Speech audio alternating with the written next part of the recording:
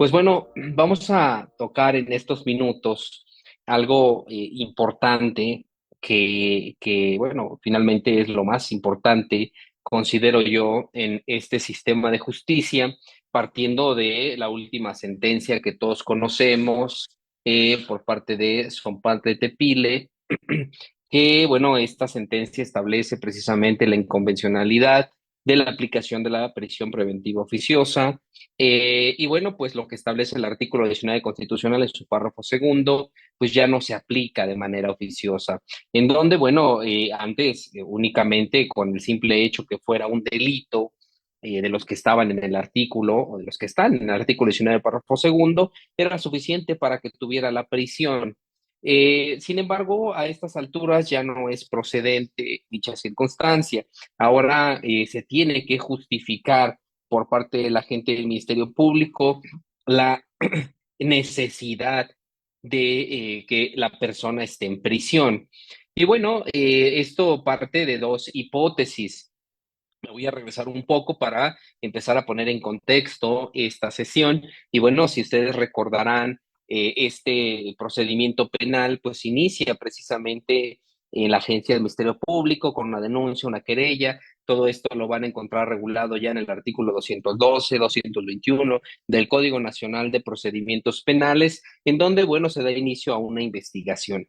Esta investigación pudiera ser de dos formas, puede ser una investigación con detenido o pudiera ser sin detenido. En el caso de que fuera sin detenido, bueno, simplemente la investigación continúa hasta que se logren establecer datos suficientes que por lo menos permitan suponer que una persona participó en un evento delictivo, ¿no? Y posteriormente a ello, bueno, ejercer ese medio o agotar ese medio de conducción a proceso que establece el artículo 141 relacionado, bueno, el 16 constitucional en su párrafo tercero relacionado con el 141 y agotar las formas de conducción a un proceso, que en el punto que nos ocupa, bueno, pues son varias hipótesis, ¿no? Pero entre ellas, bueno, que exista esta necesidad de emitir esta orden de aprehensión, que sería precisamente este riesgo que pudiera existir por parte del investigado, que se pudiera sustraer de la acción de la justicia, o bien que también pudiera ser que pudiera obstaculizar el proceso, o bien que estuviera en riesgo la víctima u ofendidos. Entonces, si ustedes se dan cuenta, pues estos riesgos procesales incluso se tienen que hacer valer ahora con un juez para que pueda otorgar una orden de aprehensión, ¿sí? A esto se le conoce como necesidad de cautela. Entonces, en algunos casos sí existe esa necesidad de cautela mediante cuando se solicita la orden de aprehensión, pero cuando ya existe el debate de medidas cautelares, pudiera ser que esa medida cautelar, que en algún momento se acreditó por parte de la Fiscalía, o ese riesgo, corrijo, que se acreditó en ese momento al solicitar una orden de aprehensión, bueno, ahora ya el defensor demostró una situación contraria y bueno, es por ello que pudiera cambiar su postura el juez e imponerle una medida cautelar distinta, ¿no? Entonces, se le tiene que hacer el conocimiento, ¿sí? Al ministerio, el Ministerio Público al juez, que existe dicha necesidad y cómo, bueno, partiendo precisamente de que se aplique este principio de mínima intervención, en donde, bueno, debe de hacerse valer debe de hacerse valer al juez varios puntos en particular, por qué dicha medida es idónea, es proporcional y es necesaria, porque de qué manera o cómo es que va a partir el Ministerio Público para actualizar dicha medida cautelar de prisión preventiva. Y bueno, hay medidas cautelares que son menos lesivas y que de igual manera podrían garantizar el proceso y pudieran garantizar una seguridad de la víctima. Y bueno, para poder establecer una medida cautelar, bueno, se tienen que tomar en consideración varios puntos. Sí, se debe tomar en consideración las circunstancias particulares de cada uno de los eventos y sobre eso el juez tomará en consideración si existe o no existe un riesgo, particularmente para las víctimas o testigos o incluso para la comunidad. Entonces, cada caso, ¿a qué voy con esto? Bueno, que cada caso que se tenga, pues se tiene que ver las circunstancias específicas. Por ejemplo, cuando detienen a su representado, muchas veces ¿qué hace? ¿No? Pues se cambia el nombre, puede ser también que de otros domicilios donde él no vive, y bueno, pues evidentemente esa es una de las causales que pudieran suponer que esta persona está ocultando su domicilio y que en algún momento pudiera sustraerse a la acción de la justicia, incluso proporcionando un nombre distinto. Si ustedes se dan cuenta, bueno, en este particular, pues el imputado mismo o el investigado mismo es quien está mintiendo respecto de su propia identidad, respecto de su domicilio, ¿sí? Y eso implica un riesgo de fuga. Entonces ahí, bueno, pues advierte esa hipótesis que se establece en la legislación nacional respecto de que se actualice dicha necesidad, pues existe un riesgo de que no comparezca al proceso si es que le ponen otra medida cautelar distinta. Pero bueno, vamos a ir tomando en contexto, sí, que para poder atender al principio de mínima intervención, bueno, pues primeramente tendríamos que atender las reglas de estas medidas cautelares. Entonces, luego a veces cuando preguntan a sus clientes, oye, pero ¿qué delito es? Ah, no, pues es un homicidio, es una extorsión, es un secuestro. Ay, no, ¿qué crees que a lo mejor ya no lo voy a poder sacar? Hasta lo mejor hasta juicio oral, porque son indicios mínimos. Sí, pero la medida cautelar no va aparejada con el delito, es decir, que si es un delito de homicidio calificado, eso no significa que ya de manera automática se le vaya a dar la prisión preventiva.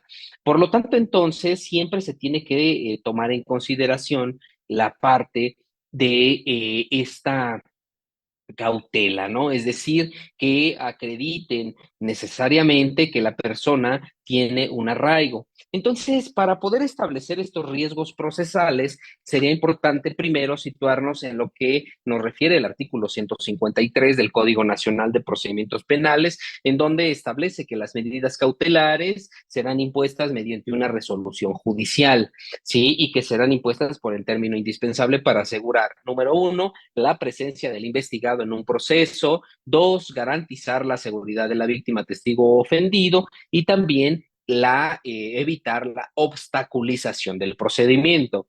Entonces, debemos ser muy puntuales al respecto y muy objetivos del por qué esa medida cautelar, que es la más grave, es la más lesiva, es la que afecta a un derecho humano. Entonces, el juzgador deberá de tomar en consideración ese derecho humano más importante, que es la libertad, sobre otro derecho humano, que es que es la integridad de la víctima o testigos o comunidad, que es que pudiera obstaculizar el proceso, incluso que ya no pudiera comparecer para hacer frente al proceso y que sobre esto quedara impune. Entonces no se cumpliría con los fines del proceso penal, que uno de ellos es que el inculpado no quede impune, que se repare el daño, ¿no? Entonces, si el imputado o investigado se da la fuga, bueno, pues entonces no podría cumplirse con ese derecho fundamental. Entonces, esta medida cautelar de prisión preventiva justificada,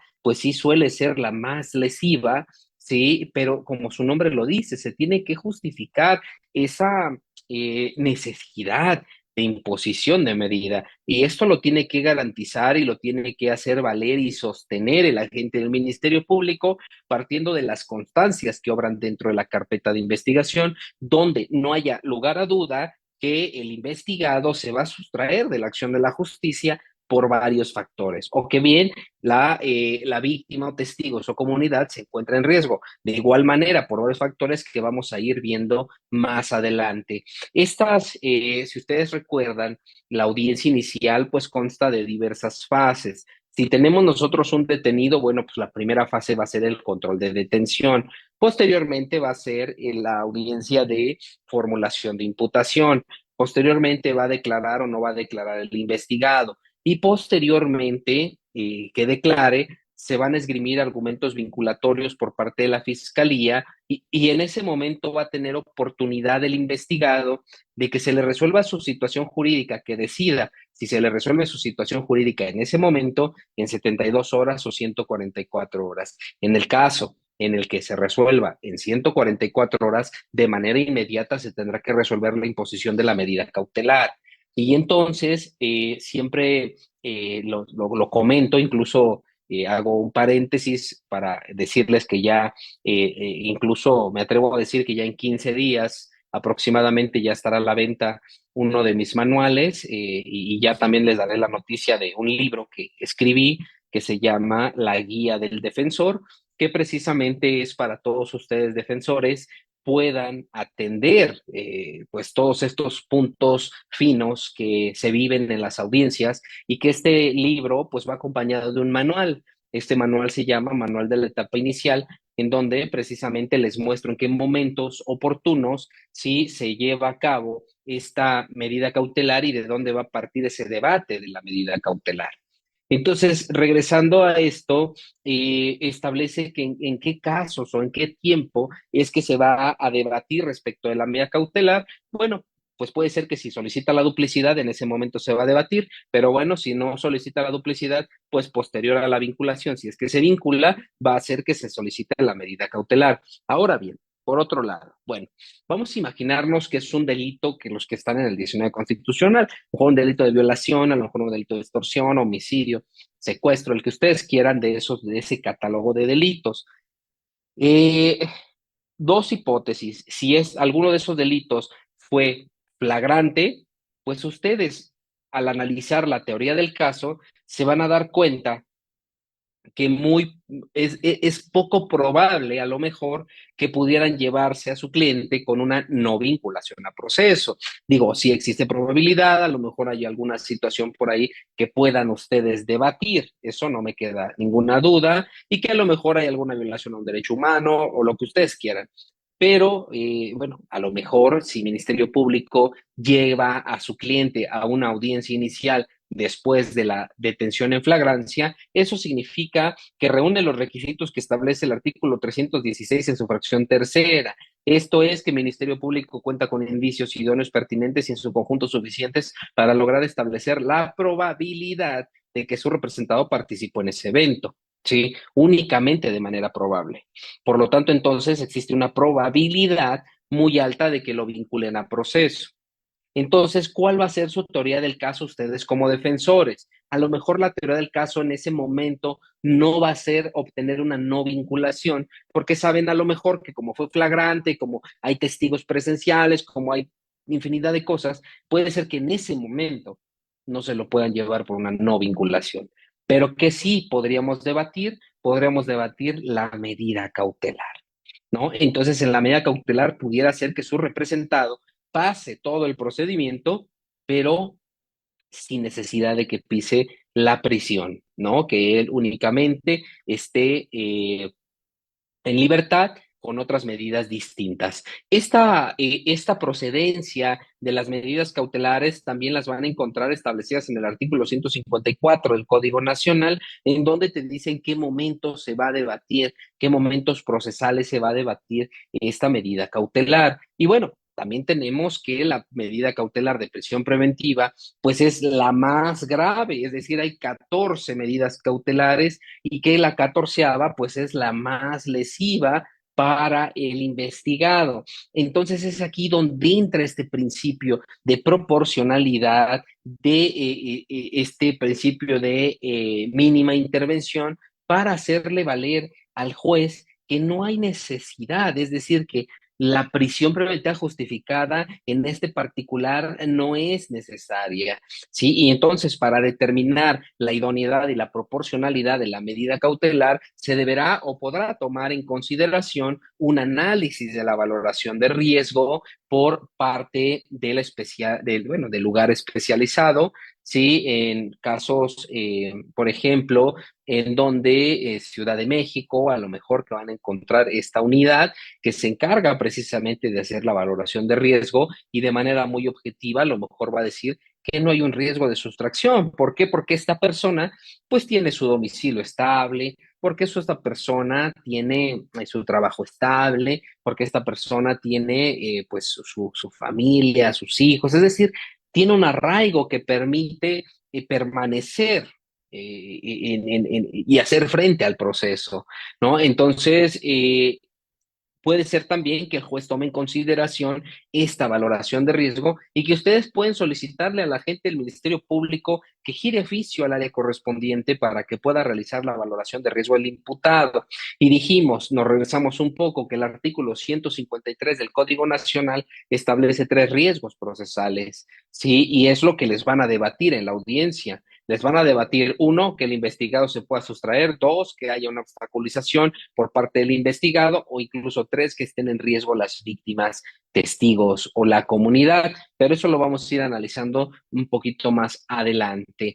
Eh, esta imposición de medidas cautelares, sí debe de quedar claro que la persona única y exclusivamente que está facultada para solicitar cualquier medida cautelar es el agente del Ministerio Público. Aunque tengan ustedes ahí al asesor jurídico, bueno, solamente el agente del Ministerio Público es el único que puede solicitar medida cautelar, y sobre eso va a pasar este debate que es precisamente la medida cautelar. Las medidas cautelares pueden ser combinadas.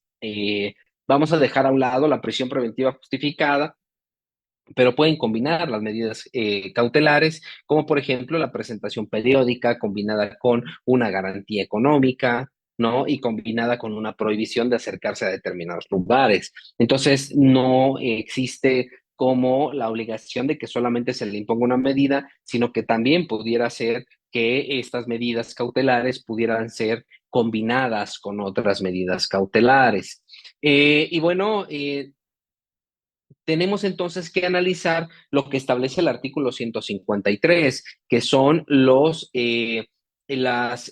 riesgos procesales por los cuales se va a tomar en consideración si esta imposición de medida cautelar. Entonces, vamos a ver que por lo que hace al investigado y la sustracción, se va a dividir en varias hipótesis. Por ejemplo, número uno, de acreditar que el investigado o que su cliente pues, tiene un domicilio fijo, que tiene una situación familiar, que tiene un arraigo y que, bueno, no se puede advertir una presunción de fuga. Sí, esto es muy común en las audiencias cuando acude la defensa. ¿Y qué es lo que hace? Bueno, proporciona comprobantes de domicilio, actas de nacimiento, cartas laborales. ¿Para qué? Para acreditar que tiene un trabajo estable, que tiene un domicilio y que, bueno, sí tiene un arraigo y que puede hacer frente al proceso, y eso implica que no existe necesidad de imponerle la prisión. Bastaría con que el juez ordene que se presente de manera periódica.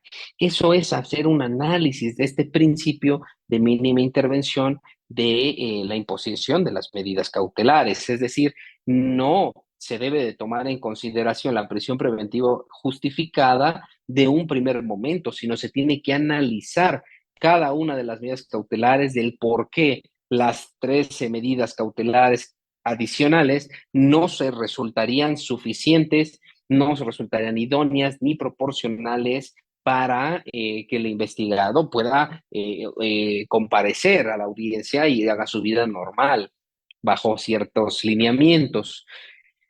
Bueno, también establece que para este riesgo de sustracción, que, bueno, algunos autores e incluso el suscrito lo comparte, que también dicen el quantum de la pena. ¿Esto qué implica? Que cuando se sabe por parte del investigado cuál es la pena que va a imponérsele, pues esa pena, al ser alta, pudiera ser que también se sustraiga de la acción de la justicia.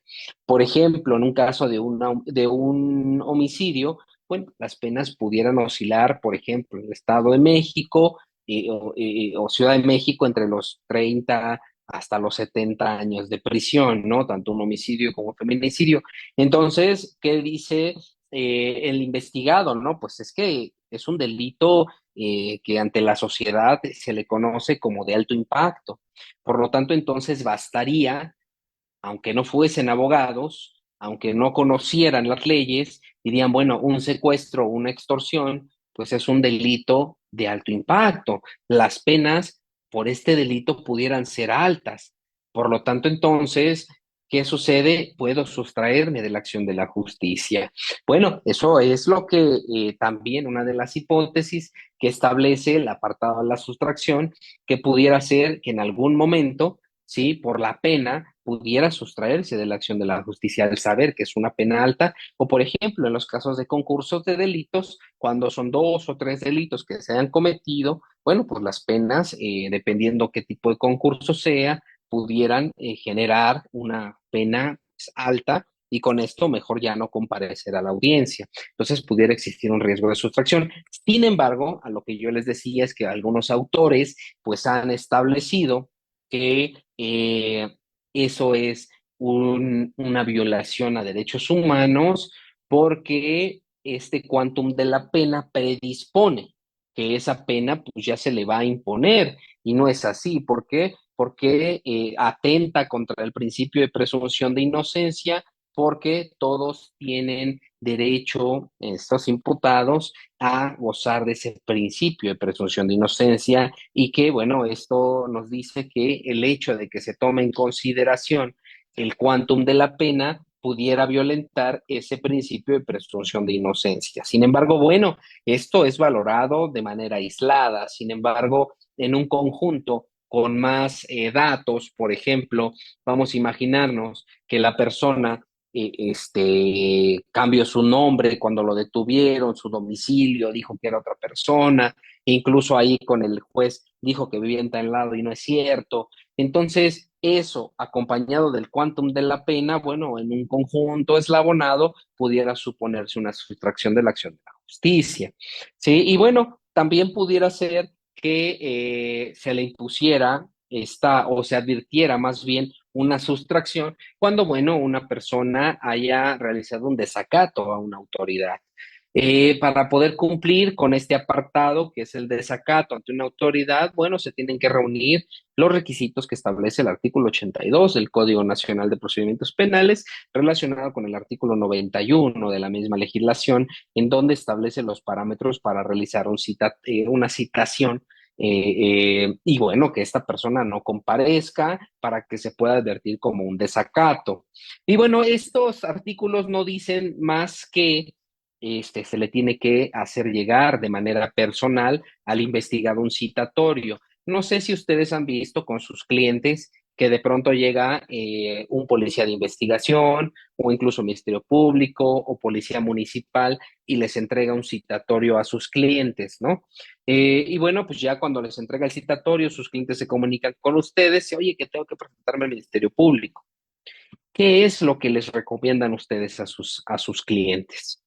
Yo siempre les digo, o sea, yo siempre les digo que si les llega un citatorio, primero observen la legitimidad de ese citatorio. Esto que implica que debe de tener un sello y debe tener una firma, debe tener una carpeta de investigación y bueno, debe tener su nombre y con quién dirigirse al momento de que, bueno, pues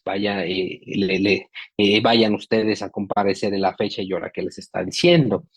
Y bueno, ya teniendo ese citatorio, pues deben comparecer. ¿Por qué? Porque es una obligación que se tiene y bueno, al hecho de no comparecer, pues no pueden mediante la fuerza pública hacerlos llegar.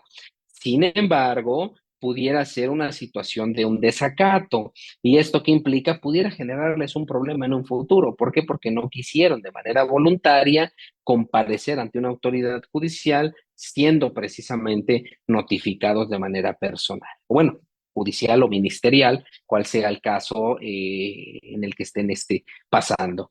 Entonces, estos puntos, entre otros, advierten un riesgo de sustracción. Entonces, pero vamos a imaginarnos que de pronto, pues su cliente sí tiene el arraigo, ¿no? Incluso nunca lo citaron, no sabe nada, pero él sí tiene su arraigo. Bueno, entonces se aplica un test de proporcionalidad de la medida cautelar y luego entonces, ¿qué sucede? Bueno, entonces se le dice que posiblemente al tener un arraigo que ya vivió más de 20 años en ese domicilio, que su trabajo tiene más de 10 años, bueno, pues no hay necesidad de que se le imponga la prisión, bastaría con que pudiera comparecer con una presentación periódica, incluso con una garantía económica, o en los casos que sean posibles, pues un localizador, ¿no? Entonces, esa es la parte por la cual se tiene que hacer este test de proporcionalidad de la medida cautelar y aplicación del principio de mínima intervención, ¿sí? En donde, a ver, espérame, si tiene un arraigo, ¿por qué quieres meterlo a prisión? Entonces, ya se terminó el momento por el cual eh, todos tenían que estar en prisión. Ahora no. ¿Quieres que se quede en prisión? Justifica el por qué quieres que se quede en prisión esta persona. Y ustedes ya deben de ir preparados con su teoría del caso. ¿Por qué? Porque saben que a lo mejor por la magnitud del delito, si más que si fue un delito flagrante, existe una probabilidad de que lo vinculen a proceso. Sí, esto obviamente lo comento en un caso de flagrancia, ¿no? Pero bueno, pudiera ser una posibilidad de que también pudieran obtener una no vinculación, pero lo ponderan ustedes y dicen, bueno, a lo mejor, pues si tiene elementos el MP, pues mejor nos vamos por una medida cautelar y entonces preparan todo lo necesario para dicha medida cautelar y su debate. Ahora, este es uno de los riesgos procesales que establece el artículo 153, pero también hay otro riesgo que es la obstaculización. Y bueno, esta obstaculización del proceso es para aquellos imputados que pudieran destruir o modificar, ocultar, o falsificar elementos de prueba. Y bueno, en este particular, posiblemente lo que se me ocurre es un servidor público, ¿no? Imaginemos que al que se le está imputando un delito pertenece a la misma fiscalía. Bueno, pudiera ser que, bueno, como tiene su identificación, tiene a lo mejor hasta conocidos, ¿no? De muchos años que trabajó, pues pudiera ser que tenga acceso a la carpeta, tenga acceso a lo mejor a las bodegas o tenga acceso a algún lugar y bueno, pudiera ocultar o destruir elementos de prueba. Pero ese no es el único caso. También otro de los casos en los cuales pudiera haber un peligro de obstaculización, bueno, es cuando hablamos de los delitos de coautoría. ¿Sí? Cuando participan dos o más imputados en un evento delictivo y bueno, pues una persona es detenida y las otras personas siguen afuera. ¿Esto qué implica? Que bueno, a lo mejor eh, se desprenda de algunos datos telefónicos, ¿sí? Que los coimputados pudieran estar planeando, ¿sí? A lo mejor hacer una afectación a testigos, a lo mejor a los mismos peritos, a lo mejor a la misma, a los mismos servidores públicos para que informen con falsedad. Entonces también pudiera ser que este artículo se actualice, bueno, este riesgo procesal, sin embargo, bueno, es como para situaciones muy específicas. Y el que más nos interesa, pues es otro riesgo procesal que es difícil, la verdad, de desacreditar, pero bueno, también existe ese riesgo cuando la víctima o testigos estén en riesgo, ¿sí? Y esto el juez de control lo tomará en consideración pues partiendo de las circunstancias del hecho y las condiciones particulares que se encuentran los sujetos, que de ahí pueda derivarse un riesgo fundado, ¿no? Entonces, en este caso en particular, vamos a imaginarnos una persona que comete el delito de secuestro, extorsión, incluso cuando hay una ejecución, ¿no? De alguna persona, pues tienen estudiadas a las personas, es decir, se ponen a vigilarlas, tienen dónde trabajan, dónde estudian, dónde está su familia, dónde trabajan sus hijos, o si es que trabajan, o dónde estudian, y bueno, tienen estudiado su núcleo familiar. Entonces, en este particular, sí pudiera existir ese riesgo fundado. Incluso a veces en los delitos, por ejemplo, de homicidios, ¿qué sucede? Que bueno, los mismos imputados que a lo mejor pudieron haber sido reconocidos por alguien, sí, le pudieran el imputado regresar y hacerles daño a sus testigos porque son testigos presenciales de los hechos.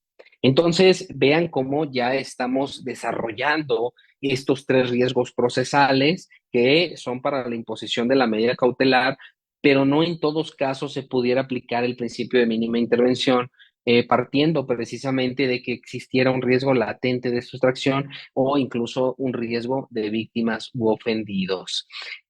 Ahora bien, por lo que hace a acreditar algunos puntos en la medida cautelar, por ejemplo, que no se va a sustraer, pues hay que ofrecer datos de prueba. Y la pregunta que incluso pude observar aquí en el chat con ustedes es que me dicen, ¿y cómo se ofrecen esos datos de prueba para poder acreditar que mi representado pues tiene su arraigo? Entonces, ¿qué datos de prueba voy a ofrecer? Bueno, primero, quiero regresarme un poquito. ¿Por qué? Porque para poder llegar a la audiencia, ustedes ya debieron de haber partido de lo establecido en su teoría del caso, elemento fáctico, jurídico y probatorio, pero también las fases de la teoría del caso, fase en este punto recolectiva, depurativa, para poder llegar a la parte expositiva de la teoría del caso. Entonces, ¿qué es lo que voy a hacer? Bueno, voy a recolectar toda la información que me sirva para sostener que mi representado sí tiene un arraigo claramente y que no se va a sustraer de la acción de la justicia. Entonces, ¿qué es lo que tengo que hacer? Bueno, muchas personas tienen otros puntos de vista y dicen, bueno, es que el Ministerio Público es el que lo tiene que acreditar. Por supuesto, yo ya lo tengo acreditado, que a lo mejor el investigado no tiene un domicilio, pero ustedes como defensores pues tienen que desacreditar lo que el Ministerio Público dice. No, a ver, señoría, ese estudio o ese estudio de gabinete que hicieron Policía de Investigación tiene más de 2 años, ¿no? Y bueno, pues no revisaron que mi representado trabaja en una dependencia pública en donde pues tiene su trabajo ahí desde hace más de 10 años. ¿Por qué el Ministerio Público está diciendo tal circunstancia? ¿Con qué lo compruebo? Pues con los recibos de pago. Señoría, dice el Ministerio Público que no tiene un domicilio estable. Señor, aquí está un comprobante de domicilio que corresponde con su credencial de lector de mi cliente, donde se actualiza que sí tiene un domicilio estable. Incluso tengo 4 o 5 cartas de personas vecinos que acreditan que mi cliente sí vivía en ese domicilio. En tal virtud que, bueno, ¿cómo lo ofrezco? Ya las tengo aquí. Tengo las cartas de recomendación, tengo el recibo de la luz o del teléfono, tengo los recibos de pago para acreditar. ¿Cómo lo hago? Bueno, estos datos de prueba o medios de prueba, pues se pueden desahogar de dos formas. Sí, primero, únicamente como dato de prueba, decirle al juzgador que efectivamente se encuentra con un recibo telefónico y únicamente se realiza en su lectura en la parte conducente que ustedes pretendan acreditar que nos interesa pues el domicilio y el nombre de la persona y la fecha de ese recibo de pago, ¿no? Y bueno, con eso pretendemos acreditar. Entonces, ¿cómo se expone o cómo se hace la incorporación? Bueno, únicamente con su lectura en la parte conducente de cada uno de los medios de prueba y que ustedes le van a decir al Ministerio Público, bueno, al juez, ya corriendo le traslado al Ministerio Público, que cuentan con esos datos de prueba y le dicen que cuentan con este dato de prueba, que acredito tal, con este dato de prueba acredito tal, con este acredito tal, y dicen lugar, fecha y todo lo que viene en ese recibo. Y bueno, con eso sería suficiente para que el juez pueda pronunciarse respecto de la sustracción. También otro punto importante es que, por ejemplo, en algunos casos ustedes toman el caso, por decirlo así, valga la redundancia, toman el caso cuando ya es la investigación complementaria, ¿no? Entonces, les dice la familia, oiga, es que el juez impuso la medida cautelar de prisión que porque por mi familiar no tenía un domicilio estable. ¿Qué puedo hacer? No pasa nada. Lo que podemos hacer es solicitar una revisión de medidas cautelares. ¿Y qué sucede con la revisión de medidas cautelares? Bueno, en la revisión de medidas cautelares vamos a establecer que las circunstancias han variado de manera objetiva con la primera imposición. ¿sí? Entonces, por ejemplo, en ese momento el defensor no dijo nada respecto del domicilio del investigado, era otro defensor, pero ya cuando llegan ustedes, pues ya tienen todos esos datos que acreditan el arraigo de su representado.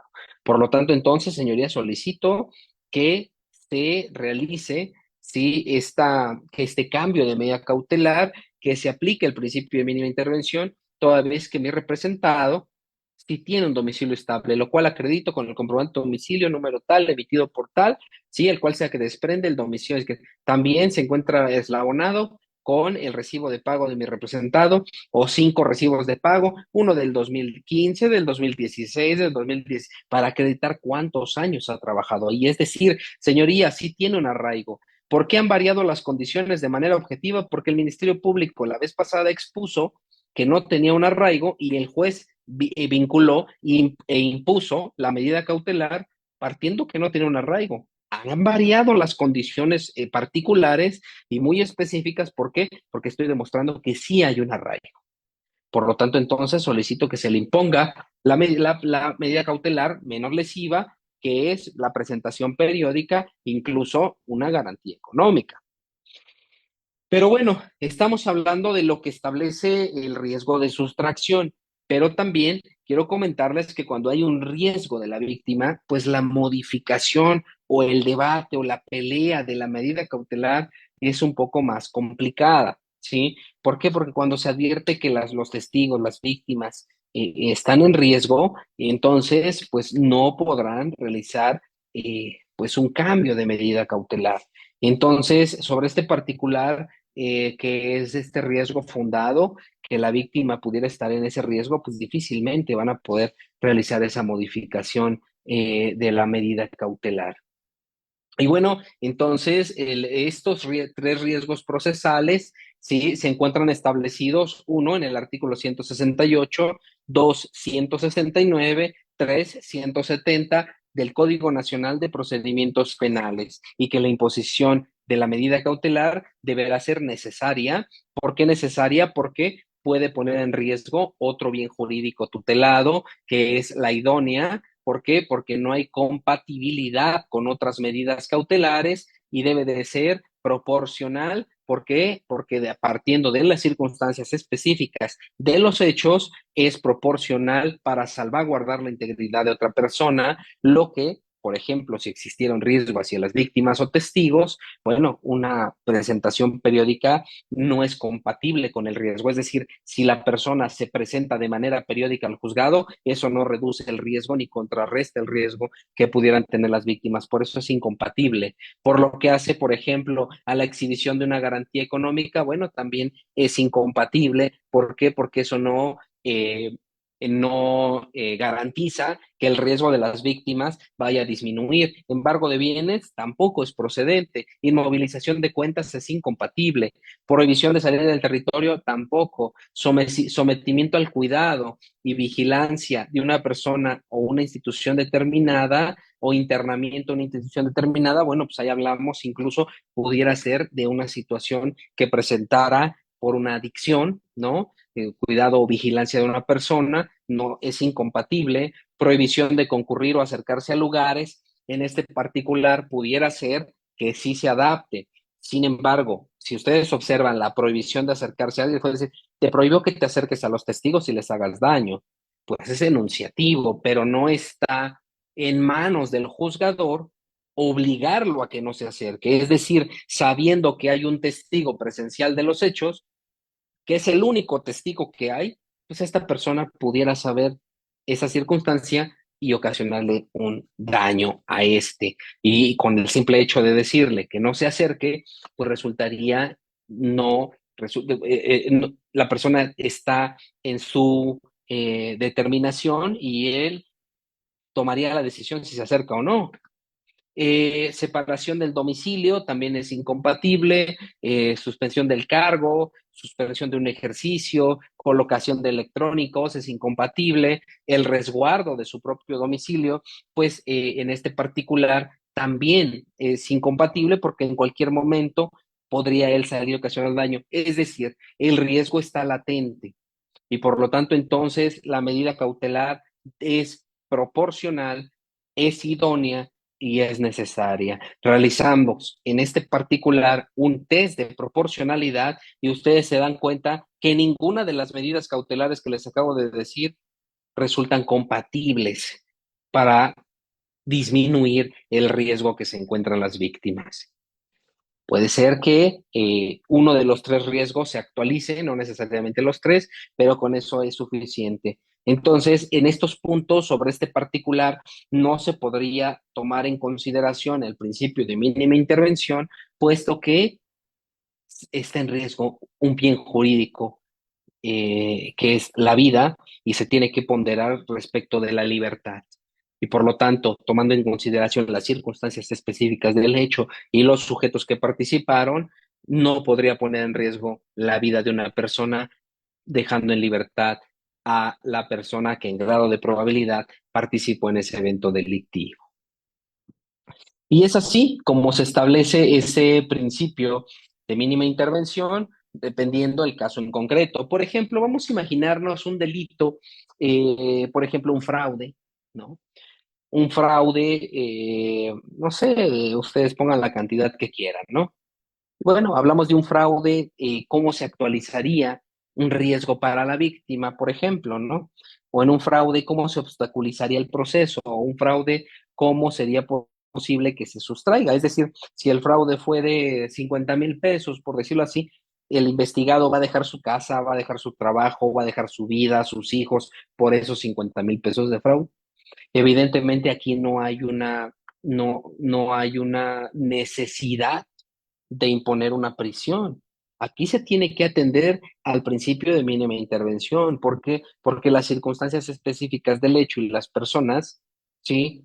Son distintas. Aquí no se trastocó un bien jurídico tutelado importante, ¿no? Como lo es precisamente, puede ser la vida, pudiera ser la integridad sexual o la misma integridad, si no son cuestiones patrimoniales, de manera incluso que se pudieran reparar en algún momento. Por lo tanto, entonces esa situación económica pues no resultaría compatible con la prisión preventiva, ¿no?